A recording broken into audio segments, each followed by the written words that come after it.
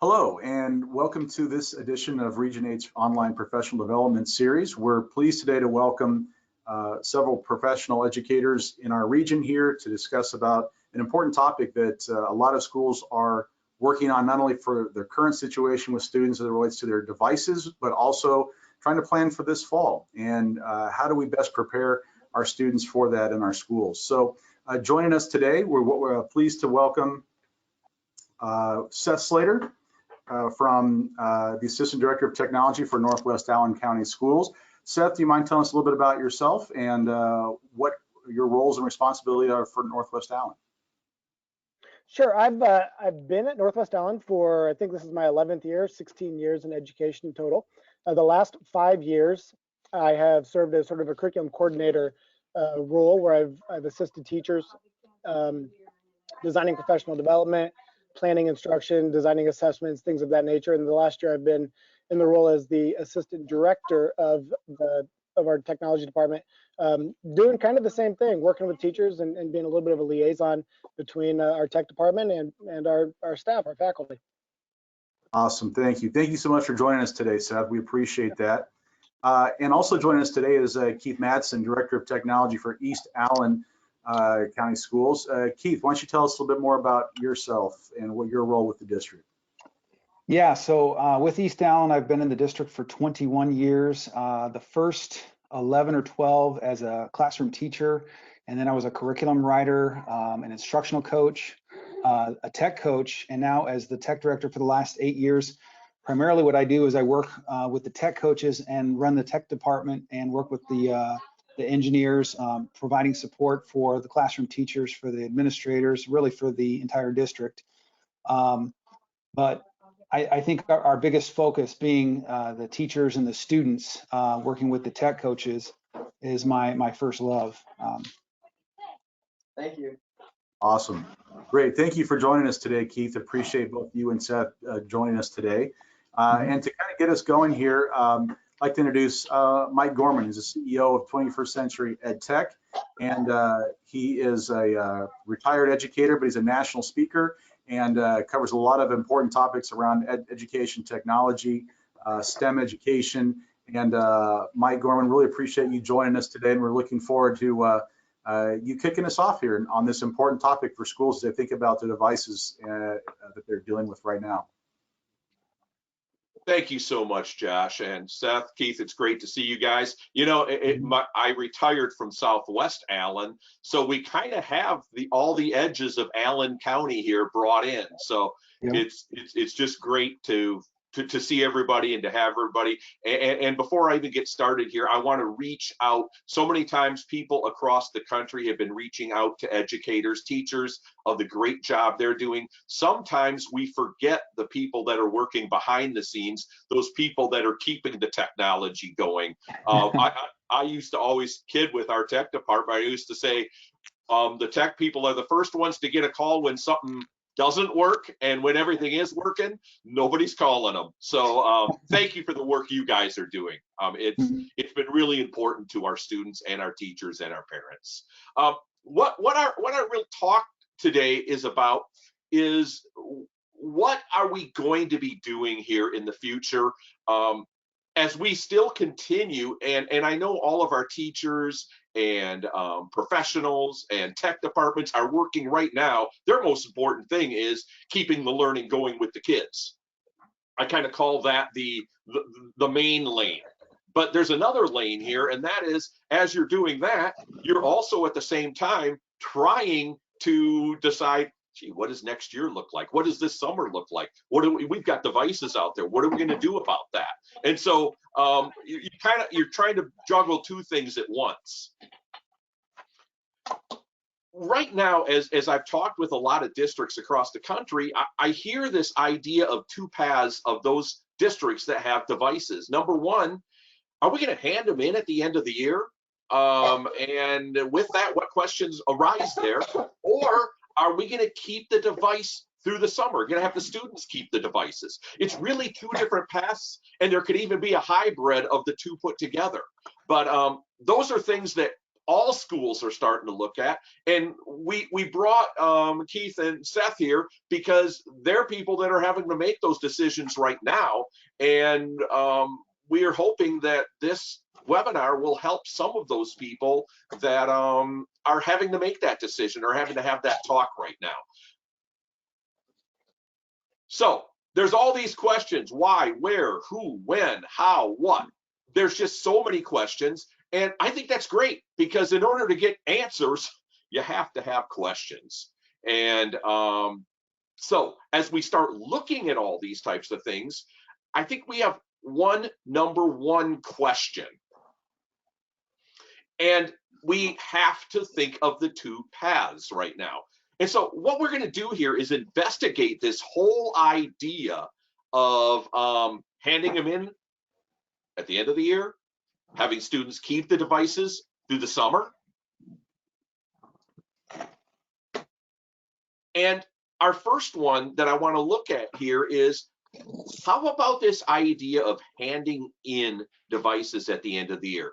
Well, I'm going to put up a couple points here that I've been thinking about, and I've had the ideas from a lot of other people.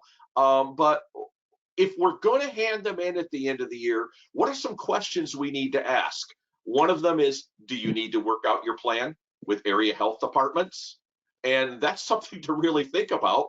What will the logistics look like in order to promote a safe collection? How will the devices be stored? Is there a waiting period before working on the actual devices? Do we have to think about that? And how are the devices to be cleaned and disinfected if possible? So those are 5 points, and I've got 5 other points. How will devices be issued next year if school is open, but especially if it's closed and you collected them? Are there students taking summer courses that will need these devices? And do we have to think about that ahead of time? With the exception of seniors and those leaving the district, might it be better for students to keep them over the summer? Which I think is an important question to ask. And if devices are in their last year, what giveaway or purchase options might be available? And last, how does this affect your budget? So how might we look at this as we want to possibly collect the devices? What extra budgeting do we have to think about, both in the collection and if we had to hand them out in a different way next year too? So those are some of the thoughts, the ideas I had. And let's turn it over to Seth and Keith. Josh, go ahead. And what are some thoughts and ideas as you guys, because I know you've been asking these questions and you've been trying to search for answers. Yeah, so if you don't mind, let's start with Seth at Northwest Allen. Again, Seth, as you've heard some of these questions that were posed by Mike Gorman, what are there any that jump out at you? The ones that, as you thought about this, or you guys are making plans for your specific situation, is there anything that jumps out at you specifically? Yeah, one of the really challenging things that we've been talking about, obviously, is safety, right? It's not just safety of our staff who are collecting the devices, but it's safety of the families coming in, safety of the students. And so the logistics of collecting devices is really complex. It's what if a kid has lost something? Who do they go to talk about signing up? Do we want someone who's right there manning a table when they're turning things in, or do we want items to be turned in isolation?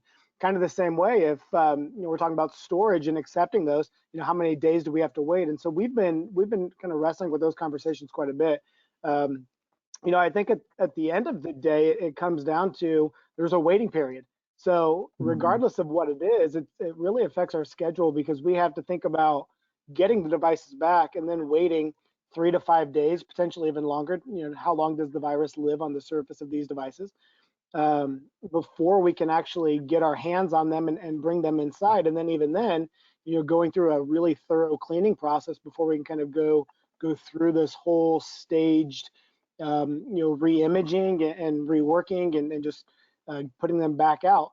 So we're kind of wrestling with that, and I think these are great questions. It's fun that we've really just been tackling these with our support staff within our tech department and with the administrators across the district. just trying to come up with some common grounds that we can all kind of settle on and find valuable. And also, do it in a time when we're not asking families to do more. So we're not asking families to come back 3 times just to turn in multiple things. So we're trying to coordinate the return of devices that we are bringing back in with the return of books, but also with the pickup of other school materials, and just trying to figure out what that looks like. So yeah, these are fantastic. From an initial standpoint, these are all great questions, and it's absolutely been a difficult process to answer every one of them, because each question, as Mike already said, each question leads to another. Each answer leads to another question as well. And so we're working through those and certainly trying to figure out the unexpected at the same time. Yeah, in my discussions with superintendents, and this is probably no different for you guys, everything you guys are doing is unprecedented. So there is no model that you can link to go back on to say, oh, this is how we did it last year, 5 years ago, right? It's all new, and there's no one who's really done this before. So it's hard to even look at the neighboring districts. So again, I think that's why things like this are so important, is to, I know that you guys collaborate frequently with your fellow tech educational directors around the area, and that obviously helps hopefully find great answers and great solutions to common challenges. Keith, in East Allen, I know you guys have a somewhat different situation, and so some of your questions might even be a little bit different in your situation. Is that correct? Yeah, and I agree with everything Seth was just saying. In our situation, we're a little bit different in the sense that we're actually replacing half of the devices. They're actually arriving. They arrived yesterday. I was helping unload pallets. Our plan was to replace the secondary student devices, so that's 7th through 12 student devices, and they're coming in as we speak.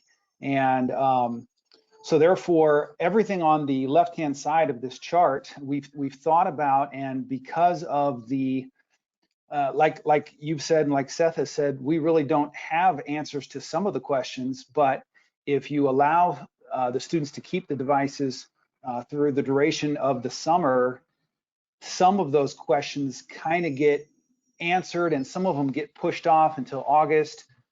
Yes, we've got to talk about what is the waiting period, how are devices going to be cleaned. Yeah, we're talking about 5 to 7 days. But the little twist with new devices coming in kind of forced our hand in the sense that, well, if we allow the 7th through 12, the secondary students, to keep devices, what is going to be the process? And the process will simply be kind of 1 or 2 steps more added to our usual process of handing out new devices that we do every 4 years. So I'm working under the assumption that we will be back physically in school in August. That is, of course, up in the air.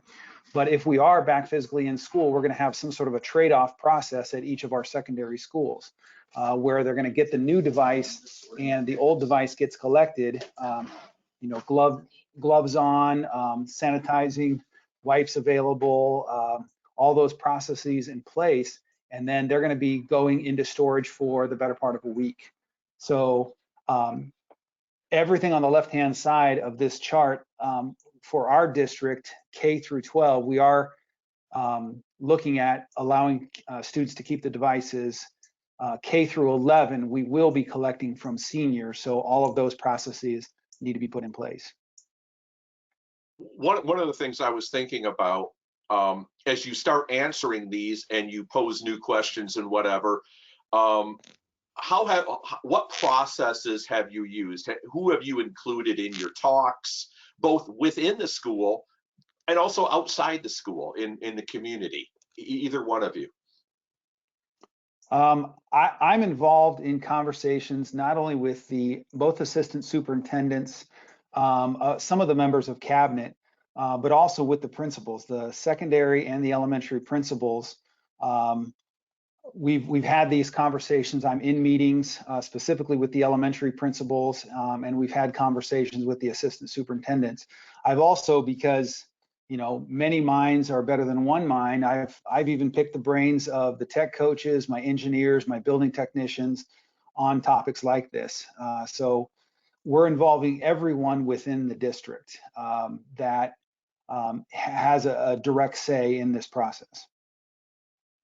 Yeah, and similarly, we've done the same thing. We've through our superintendent, through our chief operations officer, through some of the county sort of safety board, we've had a lot of conversations, at the county level with what's going on, but we're working through the same process. We've worked with our support staff, our tech staff very closely, because ultimately their safety is concerned, and it's time too. It's not just a matter of saying, we want to make sure that you're safe when you're handling these devices. We also have to be looking at logistics of getting a turnaround.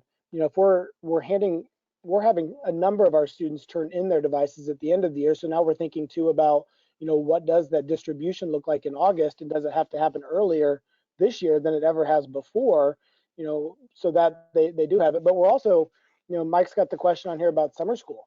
We've worked through that process too. In a lot of cases, even though I think we've done a really terrific job of handling remote learning in our district and keeping instruction moving forward, we're also legitimately looking at 2 months of school that our kids didn't have. And so, our teachers, our principals are kind of concerned with what does instruction look like over the summer. And that's not necessarily teacher-driven instruction, but making sure every student has equitable access to a computer so they can pursue instructional related activities, whether that's something that the teachers are going to build a framework for, up front and then give to kids as they're kind of leaving for the summer, or it's something that we're going to kind of ask our parents or share with our parents so that they have some additional opportunities to support their kids. So, we've kind of worked with the whole gamut as well, not just the leadership, but our classroom teachers who are right now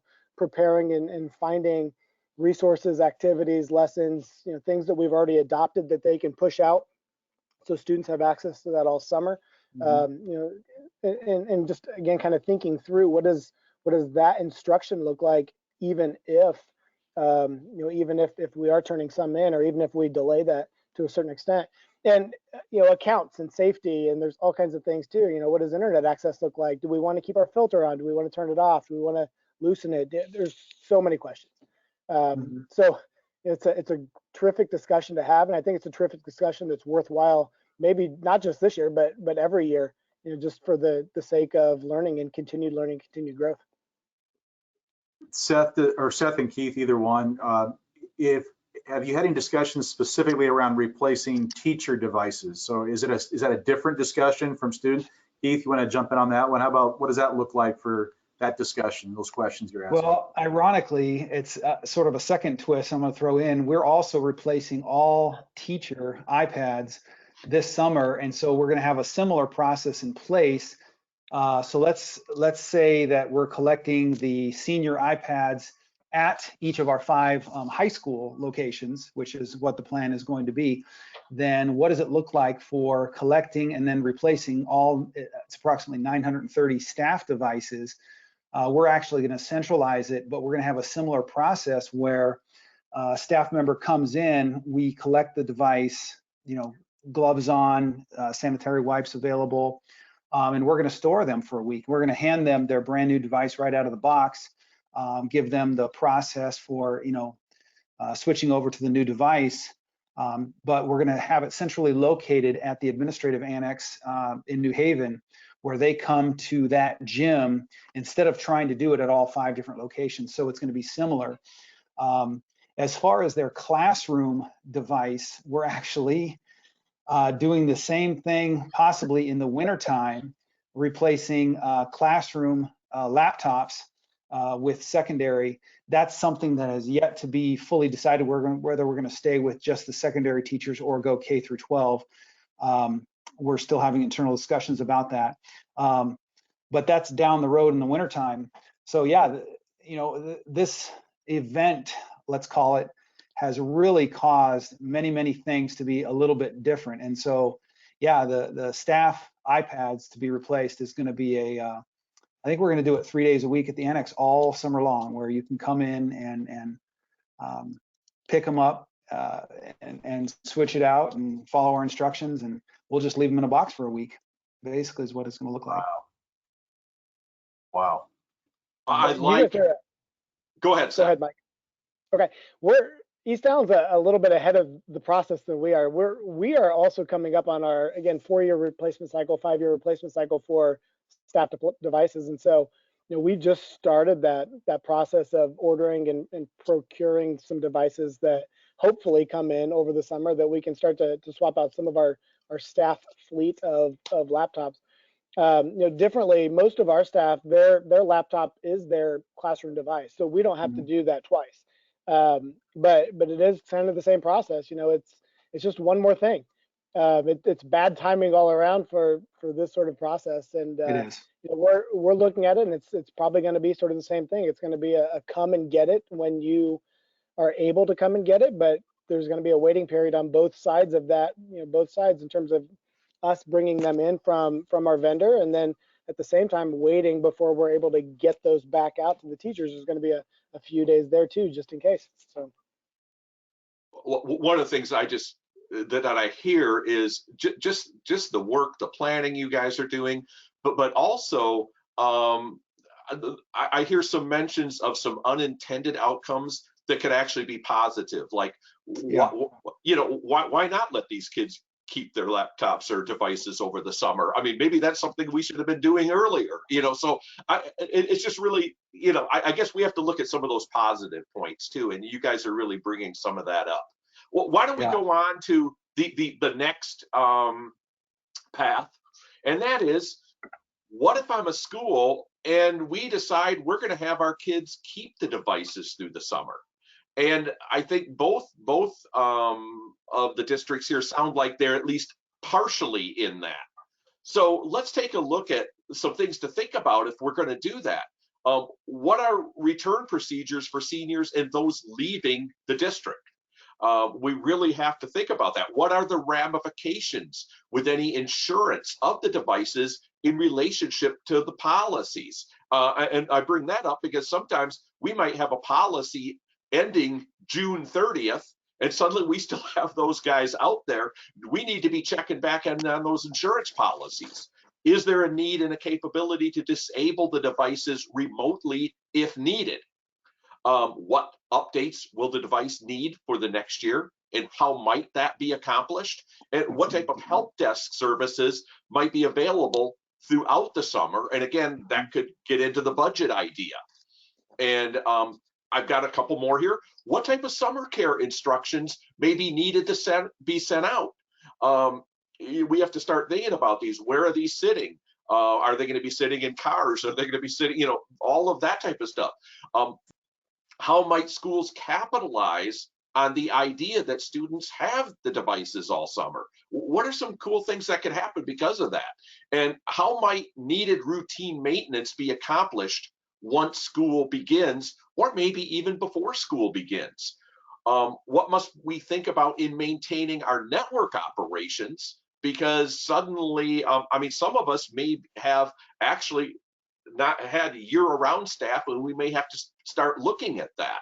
And then what budget planning, which relates to this, may be needed to accommodate needs and possible attrition due to the devices staying with the students, because that's something I think we definitely have to factor in. Thanks, That's a lot Mike. of questions. That's, A lot of questions. You guys got all the answers too, we're sure, right? So, Keith, if you don't mind, maybe we'll start with you, because again, Sure. You mentioned this is actually a course that East Allen is taking this summer with, as far as a lot of your students, or even all of your students, holding on to devices. So as you thought about some of those questions, and we'll get to Seth in a minute, was there anything that jumped out at you that you guys have had to really dig into or tackle with that question? Yeah, a couple of things, and I'm actually going to look to my left from time to time because I've got a rough draft on my iPad over here, if you don't mind. Sure. So we're allowing K through 11 to keep the devices all summer long. We'll be collecting with seniors, and I have a rough draft in place and need to communicate that out to our 5 secondary buildings. But as far as the insurance is concerned, that's an interesting question. Everything that we do, we are self-insured this year, and we got lucky in that sense because we're normally with AppleCare for our iPad devices, but AppleCare is only a 3-year, and we're in our 4th year with secondary. And so we're self-insured. So the insurance aspect is not really a concern. Once we get our secondary students the new devices in their hand, then Apple Care comes into effect. And so Apple Care will have started, and so we'll have to have that process in place. As far as disabling the devices or updating the devices, that's one of the nice aspects of iPads, is that all we have to do is very easily through FileWave, our mobile device management program, is if we need to shut something off, it takes 2 minutes. My guy Mike goes in and will remotely shut down an iPad and put it in lost stolen mode or something like that if something needs to be done. And then really the only maintenance is we ask the kids when like iOS 13 point whatever comes out, hey, we'll send out a message, update the operating system. And then when we're collecting in the early fall, hopefully in August, and doing that trade-off that I had mentioned, we'll ask them again, update the operating system. That's one of the nice aspects, is that they're very easy to manage when it comes to that sort of thing. Some of the other questions here, I'm sort of looking over at my rough draft over here. By keeping them all summer long, that sort of resolved the issue of summer school. Yes, we run summer school. We run summer school for approximately, 4 to 6 weeks. So they'll have the devices in their hands. So that really helps answer that question and answer the questions for the teachers. And when it comes to the budget planning, I had mentioned about the fact that we're replacing those devices, and because of the fact that that was a big concern of mine, is I got on with Apple right away back in late March. What are the logistics? Is the delivery going to be on time? Because I don't want to be,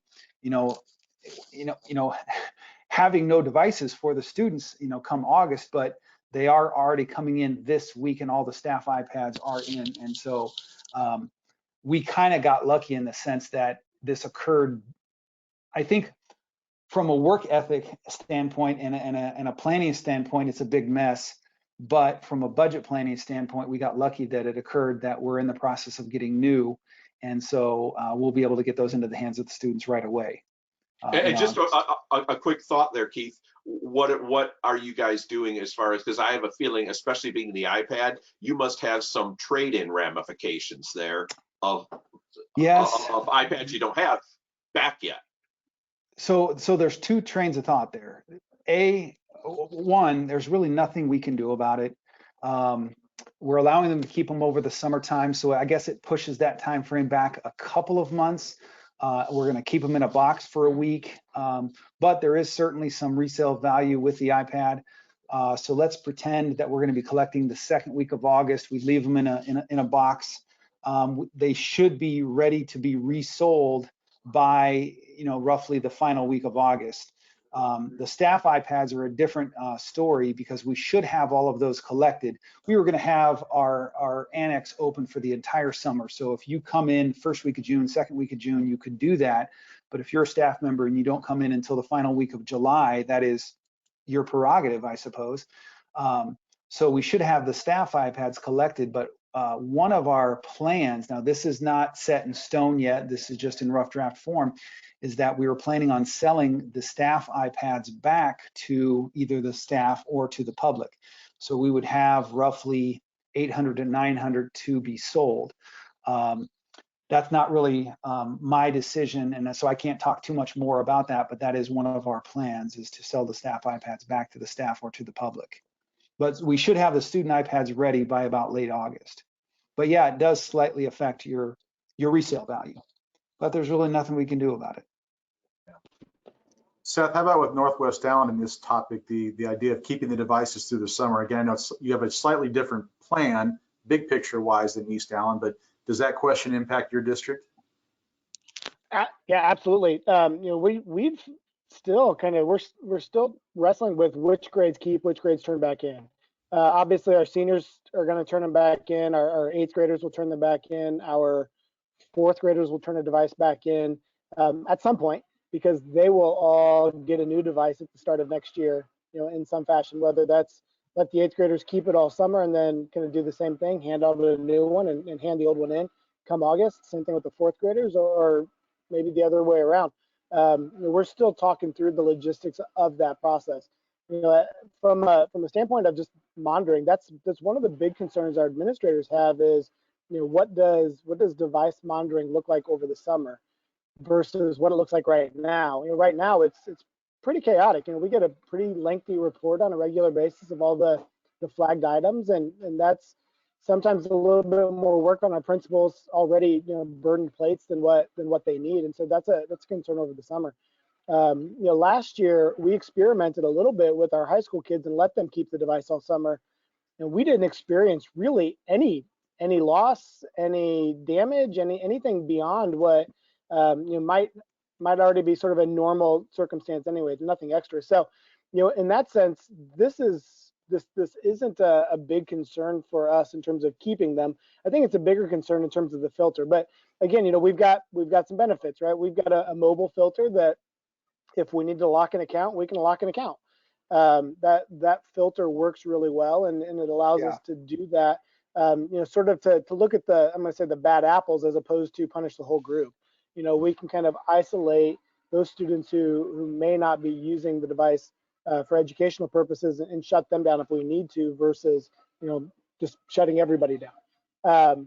But if we're gonna think through just the logistics of what's our device protection plan look like, we talked about that a little bit last year, and the way we kind of address it in kind of the same way, we're self-funded. The process that we've sort of walked through is the device protection plan is covered from the day we give the device to the kids until the end of the day we would normally collect it back. In this case, that's extended a little bit. So rather than being August to May or August to June, it's August to August. When registration comes and parents typically sign up for that protection plan, then the next year just kind of starts all over and it renews itself. Updates are a big challenge. The Windows devices that we've been giving out, because at the high school level they stayed home all year last year, and many of them, probably 80 to 90%, we haven't necessarily seen back through our tech office.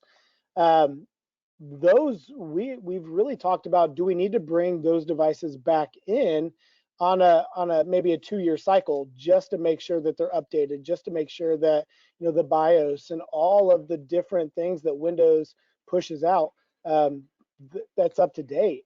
And the same thing, our management system, if the device has been off of our network for too long, do we need to get it back on just so it doesn't create some problems for the kids when they come back in August? Because again, we're looking at 4.5, 5 months without ever calling home necessarily to be on our network. And so that's something that we're talking through.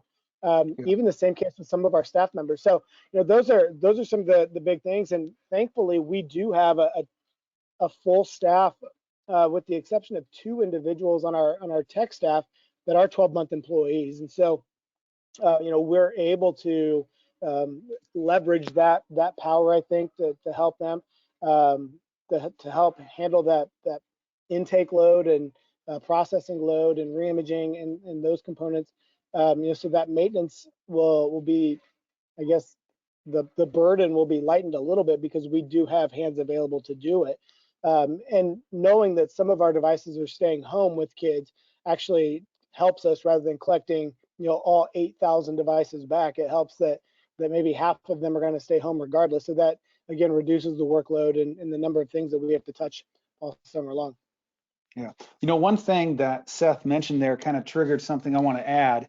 The last 8-9 weeks of what's been going on has kind of been a trial run for the summer when you think about it, because of the fact that with our district, with my department, I have one of my building technicians has been coming in 2 days a week and setting up gloves on appointments with students who, like if a student has a damage, get a replacement into the student's hands. So they come to our offices in New Haven, sets up the appointment with Mike, gets the replacement in the hands of the student, and the student goes on. And those appointments have been occurring on Mondays and Thursdays.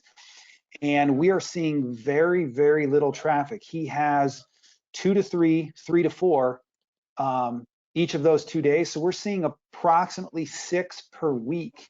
So every now and then one is lost.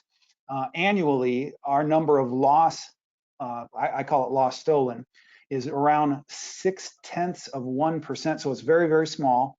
And so I predict that if our students are going to have K through 11 iPads in their hands all summer long, that our percentages are about the same, 7%, 8%. We might reach 9% because of the fact that our K through 4 students had never had them going home for the most part until, 8 weeks ago. But that's something it's proven to be an easy process and a durable device. And so I think our students are well prepared, and my department is well prepared for the summer. Awesome. Because of the last 8 weeks, right? One item we haven't really talked about is our seniors.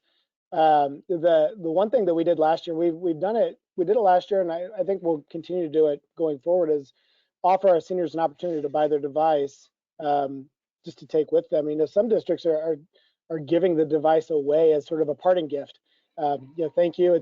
It's unfortunate that you've kind of missed part of your senior year. Here's your computer. It's got some value to us, but it's got more value to you, and so it's nice. One of the things that we did last year was Windows devices. We brought them all back. We re-imaged them, sort of reset the device back to its default, took the software off, went through a whole process before selling those back to the kids. And right now we're looking at efficiencies, and we're really exploring some great opportunities. Again, Mike said it, the long-term benefits. We're exploring some opportunities to never have to see that device again. The kids bring it onto the network. Everything happens in a single 15 or 20 minutes. It uninstalls, reinstalls something. Kids take it home with them, and that's again a beneficial outcome that might result from this circumstance. Yeah, Seth, we might look back and say, why are we redoing all that work? And it gives us an opportunity to actually maybe put our energy someplace else, which is great. Yeah. So as we go on here, let's keep in mind, we talked about the 2 paths.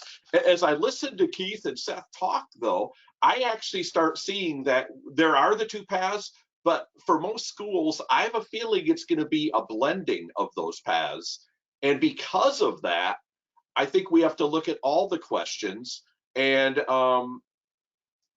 really start trying to find answers. It's that whole thing. I talk to teachers all the time that we have to teach our kids about inquiry. I'm big with project-based learning, and it looks like all of us have a really big project right now as far as educators. And so as we go on, I believe in reflection, I see some thoughts in the chat window. I don't know if you were looking at those, Josh. One of the things that I thought was kind of interesting is, are you planning any changes, or have you thought about changes to your acceptable use policies and computer policies with this whole idea of suddenly having them in the summertime, or does that need to be looked at? We're actually talking about the responsible use policy in terms of what does virtual instruction look like, and do we need to add some language that covers virtual instruction that we've never had to do before? Recording video, posting video, thinking about sharing pictures and images and publishing things, putting all of that content into the responsible use policy is something that we're wrestling with right now, and we're getting ready to undertake a review of that policy. It's been a few years since we've really dug into it, so this is a great opportunity to make some improvements to what we're doing and just kind of continually grow as a department. Yeah, and the one question about keeping devices through the summer becoming a norm, to be honest with you, that is something I definitely foresee as sort of a side benefit or an accidental benefit. It's something that I've spoken to some districts in the past. There are a few districts in the state of Indiana who have done that over the previous few years, and I've pushed it. And it is now obviously, coming to fruition as a result of COVID-19. And I do see it becoming the norm because we are going to see the benefits of all the different things that we've, talked about, options for virtual learning. I mean, in summers in the future, if you wanted to have, we will have the ability to do virtual summer school as opposed to bringing kids in, and I know how other districts are. I know how our districts are. There's always logistical problems with summer school interfering with custodians, and you guys know how that is. And so virtual summer school is going to be a thing. Offering other virtual options during the summer, offering virtual options during the regular school year, because the teachers in general are getting much, much better very quickly as a result of what's going on. Yeah, and to kind of play off that too, the idea of keeping the devices, we didn't experience many issues at all last year with our high school kids keeping the device. I don't anticipate seeing many issues at all with our elementary kids or middle school kids.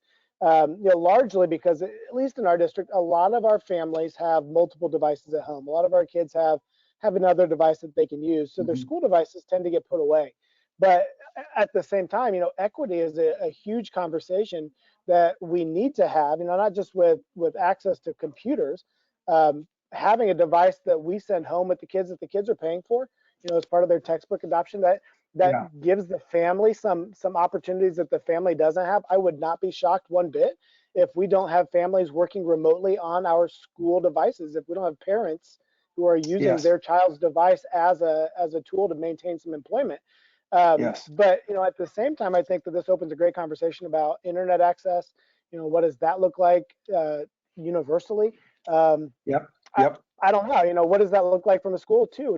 Do we need to begin thinking more about what does access look like throughout our district, not just within the walls of our district, but more broadly, just everywhere. I think that having that device at home makes that's the first step. Yeah, I wanted to kind of address that as well. The Wi-Fi issue, especially in our district, as you head east towards Ohio, I think that this event is going to cause legislators at the state level, at the national level, to really address the issue of Wi-Fi, internet access as a utility, as commonplace as electricity and as water and as, sewer. I haven't done a survey in a while, but we're at around 15%, and that is an issue. And we do a few things, such as providing a map of, hey, here are 40 businesses that offer free Wi-Fi, and extending our, our Wi-Fi in the classrooms out to the parking lots, and having some exterior access points available. But it's got to be a state push or a national push to get Wi-Fi, for 100% of the people, even the people who live out in farm country or out in rural areas. Well, that makes a lot of sense, Keith, and especially with East Allen, you guys have both the urban and you have the rural.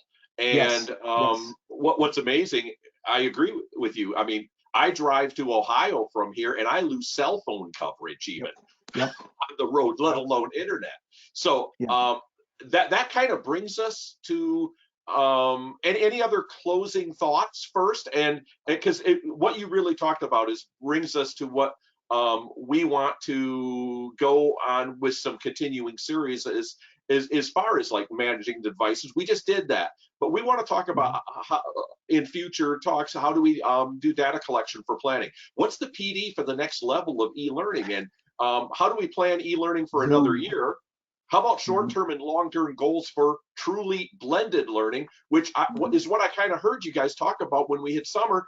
I mean, I know just within our region, we've had a lot of talk, and maybe we need to talk about this on this accessibility for kids, including even putting Wi-Fi hotspots on buses, which I know South Bend is doing quite a bit of here in Indiana, and we've got some in our region too. So I'm going to turn it. It really is. It really is. It really is. And Josh, I'm going to turn it over to you. Before I do that, I do want to thank the Schwab Foundation here that has really helped us with this series. Is brought to you by the Makers Space movement here in Northeast Indiana. I guess we're calling about making a whole new type of online experience happen. And so shout out to the Schwab Foundation.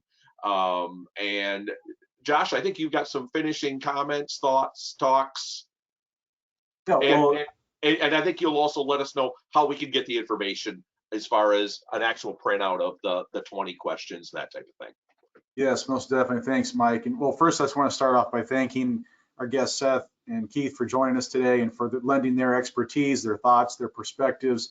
Their contact information is up on the screen, as is mine and Mike Gorman's as well. Be happy to talk with you. We're Region 8 is a collaborative. We're a cooperative, and we are believers that the best decisions and answers come by working together.